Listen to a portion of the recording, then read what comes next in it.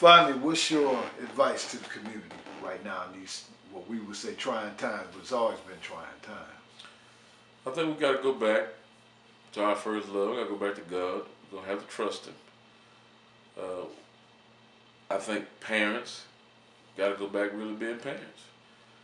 Don't babysit your children in terms of being so soft with them when you cannot spank them, but spank them correctly, or do time out consistently until they get a message. And I think black women need to quit putting down black men. How can you call him a dog and you laid up under him? And I think we should honor our bodies more, and we should be more focused on the growth and development of children than we're keeping this personal thing about having sex and dropping babies that we're not willing to train. I think it's time to cut it out. And I think too many parents, I think people now have gotten to the point where now we want to move aside to let the young adults that's in their 20s believe that they're grown, in which they are not. I got a grown son that's 28, but I'm still his daddy, and I'm always going to be his daddy, whether he like it or not. He's grown, I can't make his decision, but I'm going to sure give him my opinion. And whatever decision he makes, that's up to him. And I'm not going to be druggies and drug dealers. I had a lot of them tip me with money. I ain't taking it. Because if I take it, that's saying I'm supporting what you do. I can't do it. And I'm not going to do it. I'm not going to support anything, anybody that's doing something wrong. And I think community got to get back to that. Black folk got to, in my opinion, got to stick together. Cut the arguing, cut the fussing out. And then find out what the problem is, where the root's at, and go attack that. And I do think black folk argue with, like the police department. It's waste time arguing with the police if there are things in place that need to be removed. Find out what's in place to find out why they do what they do. If we don't like it, then let's go fight to get that to change. Instead of just saying police ain't no good. If they got a job, if we don't like how they do it, we taxpayers, let's figure out what that is, and let's raise hell with the lawmakers or whoever that make that change with them to get that change. Otherwise, arguing with the police department is a waste of time.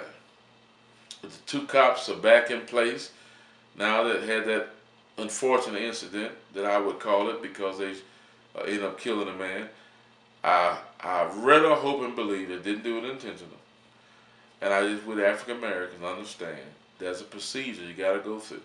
Don't let your emotions outguide you. And once I found out, when the union told me, or the police department, it's not Rusty's decision, or the police department decision, or the prosecutor decision to put them back in that area.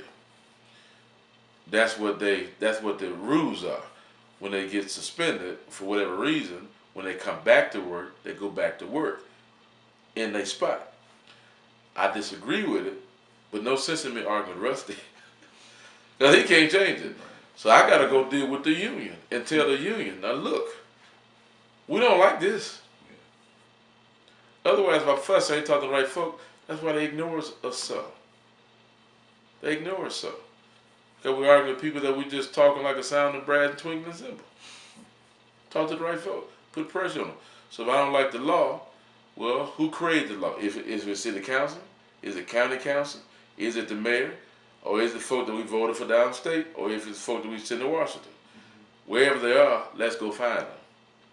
And black folk get back to marching on facts and truth and not off emotion. And I know my nephew was shot and killed.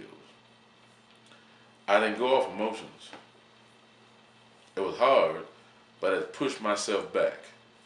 I missed my nephew today. He got shot in the head. I seen him laying in the morgue, and they let me see him with a bullet hole in his head. I love my nephew. He was a great young man, but had some problems. And when he got shot, I convinced my sister, slow it down. It already didn't happen. I know you want to cry, cry. But let's not go attack nobody until we find out what the facts are. And we're not going to find out overnight where the problem was or how it got started. But once we do, let's go grab it. And I think that's what black folk got to do. Can't just jump up, have a march, then the march over because you start feeling different, then we go back and sit down. And that's what blacks do. Well, brother, Pastor, Pastor Latham, thank you for your time, and thank you, brother. And hopefully, some word out there for leadership and some word out there for the people in the community. But I'll tell you, Mike, I feel bad every day of my life, knowing I gotta being black and then being a black preacher talking to black preachers. I ain't never been raised to do nothing like that before, and it's tearing me up. But I believe it's my calling, and God tell you to do something, you don't want to do it. And I've been fighting for a long time, but now I'm at the point that to hurt or to make pastors feel bad and that I'm this problem for them, and I'm not. But that's how some gonna feel. And I've been so used to that all my life until the Lord, I said, not this on this one. I wish he had called anybody to do this. All right. I wish you had called Mike to do this. You the one got the newspaper in your hand. All right. Thank you.